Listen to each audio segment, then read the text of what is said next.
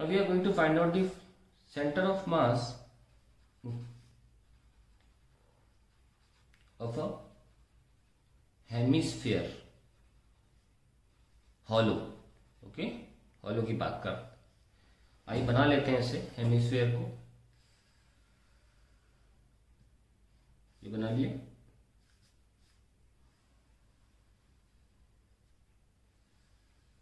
ठीक है ना, हम एक ऐसा डिफरेंशियल मास ढूंढते हैं हमेशा जिसको बड़ा करने पर मेन बॉडी बन जाए।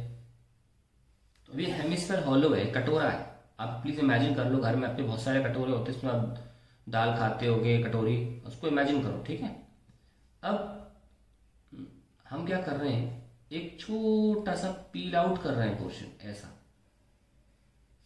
ये देखो पोर्शन पील आउट कर दिया, जो कि किसी एंगल थीटा पर हमने लिया।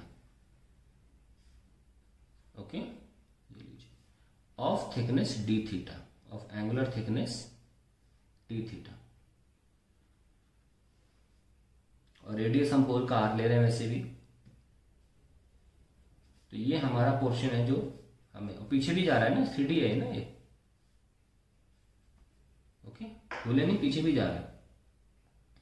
तो हमने पहला स्टेप तो कर लिया, select differential mass. Differential mass कर लिया। अब स्टेप नंबर 2, उस डिफरेंशियल मास का हमें कोऑर्डिनेट लिखना है। क्या लिखना है हमको? कोऑर्डिनेट। अब ये फिर से ये एक्सटेंडेड बॉडी है, ये सुन लो। तो इसका हर पार्ट का कोऑर्डिनेट लिखने से अच्छा है, ये कहां एग्जिस्ट कर सकती है? अपने सेंटर पे। ये सुन लो, ये कहां एग्जिस्ट करेगी? अपने सेंटर पे। तो बजाय सारे पार्टिकल्स का लिखने के बजाय इस रिंग को यहां मान लो। कहां मान लो? यहां पे, और इसका कोऑर्डिनेट लिख के दे दो। तो इसका भाई कोऑर्डिनेट लिखेंगे अगर यहां पर हम, तो क्या आएगा? Coordinate of differential ring selected. पूरे का की बजाय क्या करोगे, एक पॉइंट सब्स्टिट्यूट करोगे, सारे पॉइंट्स का जो रोल प्ले करेगा उसका आप कोऑर्डिनेट लिख दीजिए। यही हमने हर जगह फॉलो किया है। It will be x axis पे तो कोई वैल्यू है नहीं, 0, अगर ये थीटा ले लिया है तो सामने वाला क्या होगा? R sine theta. तो ये वैल्यू कितनी होगी? R sine theta. ये लीजिए, हो गया। ठीक है, तो हमने कोऑर्डिनेट भी लिख लिया। अब लगे हाथ, ऐसा करते हैं, अब से हम स्टेप 3 में एक और काम करेंगे, हम डीएम भी सॉल्व करेंगे, है ना। सॉल्व डीएम तो सब पका पकाया मिलेगा, फॉर्मूले में रखेंगे, आंसर आ जाएगा। कैसे करें भाई? देखो, इस पोर्शन को पूरा बाहर निकाल लो पहले तो। निकाल लिया? तो अब नोटिस करिए कि ये एक तरह की रिंग है जिसका रेडियस कितना है? आर, ये थीटा है ना, तो रेडियस ये चीज होगी आर कॉस थीटा, क्योंकि सामने वाला भी कॉस थीटा है ना, तो ये होगी आर कॉस थीटा।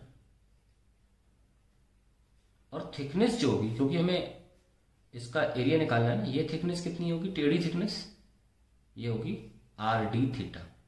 अब बार बार नहीं बताऊंगा, लास्ट टाइम बता रहा हूं कि यूज होता है। एंगल इक्वल्स टू आर्क, ये आर्क है, अपॉन रेडियस। तो आर्क लेंथ कितनी होगी? Are d theta. इससे बहुत वाकिफ हो जाए इस मामले से। ठीक है, तो अब हमें डीएम का अगर मैं वैल्यू निकालना, कैसे निकाले? पहले हेमिस्फीयर, यूनिटरी मेथड यूज कर रहे हैं। पहले हेमिस्फीयर का एरिया क्या होता है? 2 पाई आर स्क्वायर। इसका मास होता m, टोटल मास। तो 1 का कितना होगा? m upon 2 pi are square. तो इसका कैसे करोगे? इसका सब एरिया कैसे निकालते हो? Circumference into length. यस और नो? सर्कमफ्रेंस कितना है? 2 pi r cos theta into thickness r d theta. यही तो होगा छोटा सा एरिया इस स्ट्रिप का। मतलब आप, अगर आपको नहीं समझ में आ रहा है, ऐसा करो, इसे काटो, काट दे कैंची से, खोल दो, ऐसे खुलेगा ये। तो ये सर्कमफ्रेंस के बराबर होगा ना, 2 पाई आर कॉस थीटा, और ये इसकी थिकनेस होगी आर डी थीटा। तो एरिया क्या होता है? लेंथ इनटू ब्रेथ, वही तो किया मैंने। तो कितना आया है सॉल्व होके? 2 pi are square cos theta d theta, ये आया। अब आप जरा यहाँ रख दीजिए कि आपने क्या किया था, 2 पाई आर स्क्वायर का मास m है, 1 का m अपॉन 2 पाई r स्क्वायर, और 2 पाई r square cos theta d theta का मास है m बटे 2 पाई r स्क्वायर इंटू 2 पाई r square cos theta d theta. Simple unitary method. अगर नहीं आता है ना आपको यूनिटरी मेथड तो बताना नहीं, किसी को समाज में बेइज्जती हो जाएगी।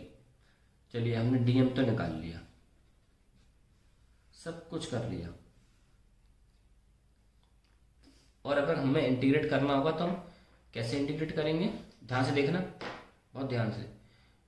पहले तो ये एंगल 0 रहा होगा तो पूरी रिंग बनी होगी नीचे की, और फिर कम हो रहा, फिर कहाँ जा रहा है, चाहे तो आप यहाँ से शुरू कर लो, यहाँ से शुरू कर लो, ठीक है।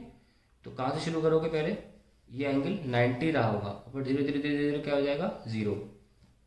0 से 180 मत सोचना, क्योंकि यहाँ से यहाँ आते हुए पूरी रिंग देखो ऐसे से ऐसे से फैल रही है ना, सिर्फ 90 डिग्री में ही फैल जाएगी ये रिंग। कुछ लोग सोचते हैं कि यहाँ से यहाँ जाना है 0 से 180, नहीं नहीं बिल्कुल नहीं। ये जो डिफरेंशियल एलिमेंट यहाँ लोगे 0 रेडियस का, तो यहाँ से फैलना चालू होगा ना, टिक टिक टिक टिक टिक टिक टिक, और ये फाइनली पूरी रिंग बन जाएगी, नीचे का बेस बन जाएगा। तो कब बनेगा 90 डिग्री एंगल पर, क्योंकि एक साथ फैल रहा है ना, ये एक साथ खुल रहा है ना, इसलिए देखो ऐसे ऐसे ऐसे से, तो एंगल तो सिर्फ यहाँ से लिया जाएगा ना। जैसे ये एंगल 90 डिग्री इधर होगा, कि यहाँ भी तो फैलेगा। तो ध्यान रखना 0 से 180 नहीं, क्योंकि ये डिफरेंशियल ऐसे फैल रहा है दोनों तरफ, ठीक है ना। और हमें सिर्फ एक तरफ से मतलब था, तो वो ऑटोमेटिकली उस तरफ भी हो रहा है। तो हम 90 से 0 ले सकते हैं, चाहे उल्टा कर लो 0 से 90 ले लो, उससे कोई फर्क नहीं पड़ता, ठीक है। So let's start with the formula. Centre mass का फॉर्मूला क्या है, RCOM is equals to RDM 1/m। So we have 1/m, और यहाँ पे R में x और y दोनों कोऑर्डिनेट होते हैं, पर x कोऑर्डिनेट तो 0 हो गया, y कोऑर्डिनेट क्या था, R cos theta, I think sine theta था, हाँ साइन थीटा था, R sine theta into DM, ठीक है। कोई चीज़ नहीं करी, सिर्फ जो पता है वो रख दिया है। आइए अब DM को भी रख लें, R साइन थीटा, और DM की वैल्यू क्या थी, मैं एक बार देख लेता हूँ, मुझे याद नहीं आ रहा है।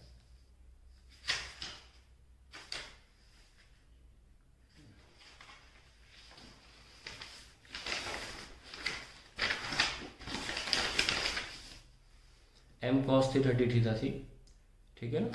और ये भी चेक कर लेते हैं कि x coordinate R sine theta, देखो ठीक। चलिए शुरू करते हैं।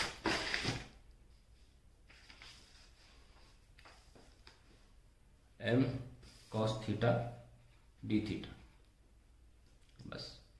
तो इसमें से ऐसा करिए, आप R बाहर निकाल लीजिए, R/m हो जाएगा ये, सॉरी M तो कैंसिल हो गया, तो आप R बाहर निकाल लो, और क्या बच रहा है, sine theta cos theta d theta.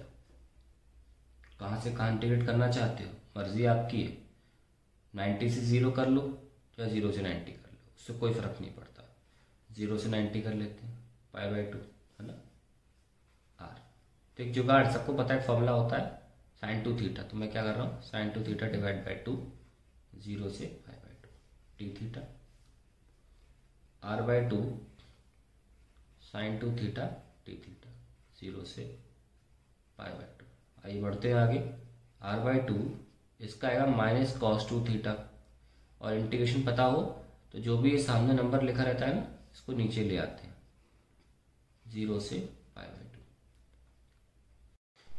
So what we have got, centre of mass y, या R लिख लो, क्योंकि ये y कोऑर्डिनेट ही मिल रहा था, मैंने y लिख दिया था। R centre of mass will be R/4 integration of sin 2 theta d theta, 0 से π/2। सो R/4 माइनस का, ओ सॉरी यहाँ 2 आएगा अभी, है ना, अगले स्टेप में था, थोड़ा 2 स्टेप पीछे करके चल दिया मैं, पेज पलट दिया हूँ, कोई बात नहीं, सॉल्व कर दिया मैंने, 0 से π/2। Now you will get that R/4 and minus cos 2 theta 0 से π/2। ओके, ना r/4 जब भी माइनस साइन हो lower limit minus upper limit करें तो 2 इंटू 0 माइनस, है ना, cos 2 इंटू π/2 ये आपका आ गया। सो r/4 cos 0 तो 1 होता है और ये cos π भी -1 होता है। So I get r/2 and that is the answer. तो एक हेमिस्फीयर, हॉलो हेमिस्फीयर का सेंटर ऑफ मास होगा वो कहाँ लाई करेगा, यहाँ पे 0, r/2। That is the answer to the question.